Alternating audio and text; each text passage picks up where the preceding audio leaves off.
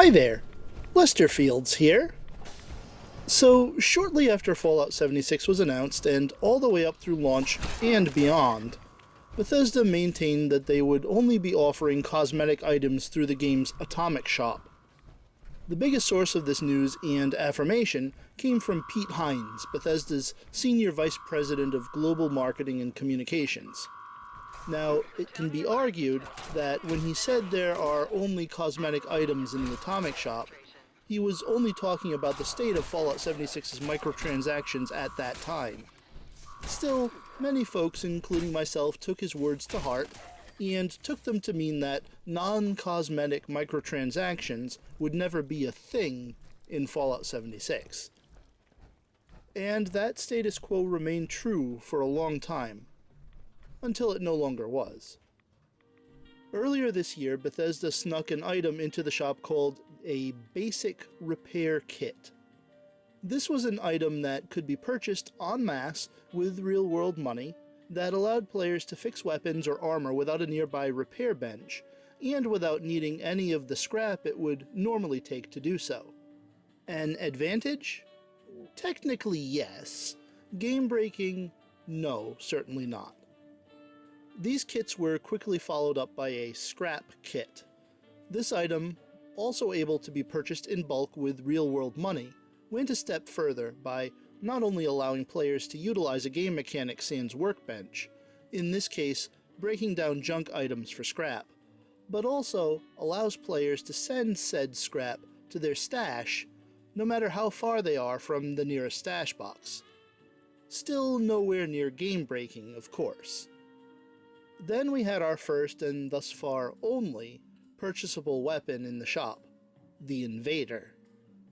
While this item is listed under skins in the Atomic Shop and seems to indeed be nothing more than a skin for the combat knife, as you can see, I am unable to mod a combat knife with the weapon skin.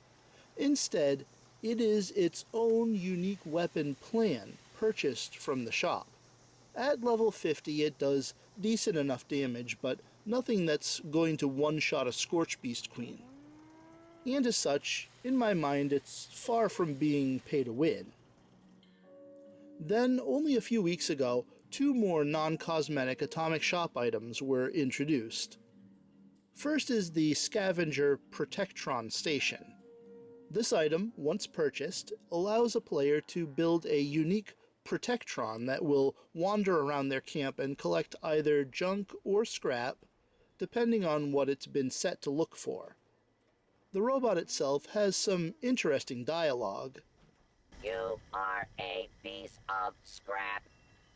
That means I like you. And the scrap, or junk, it collects is useful indeed, but still not pay to win in my book. The second item is the stainless steel refrigerator, and its more recent companion, the bloody Arctos refrigerator.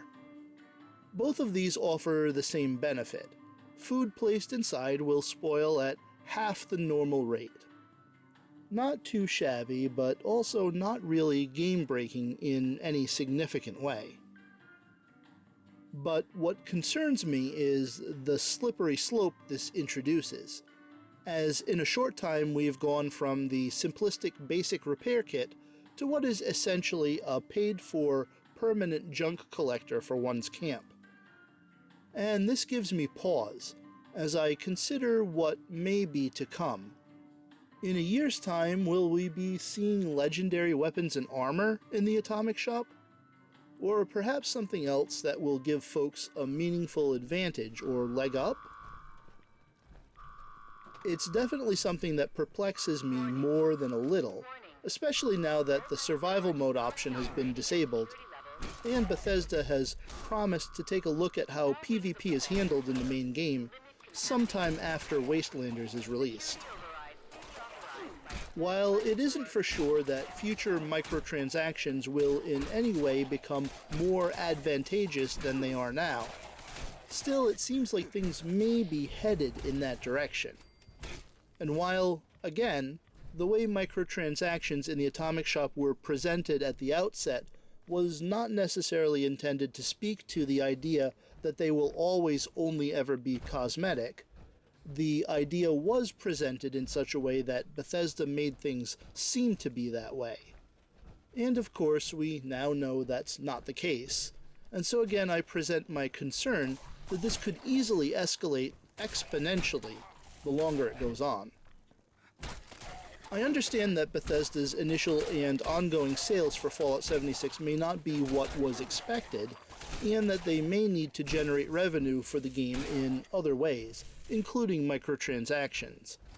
The game certainly needs to grow and evolve over time, and that growth needs to include the aforementioned revenue in order for it to be a viable investment for the company to pour continued resources into.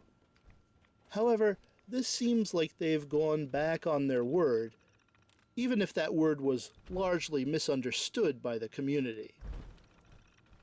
As I said, it's a slippery slope, and I hope that the Fallout 76 community and the game itself aren't irrevocably harmed by decisions yet to come.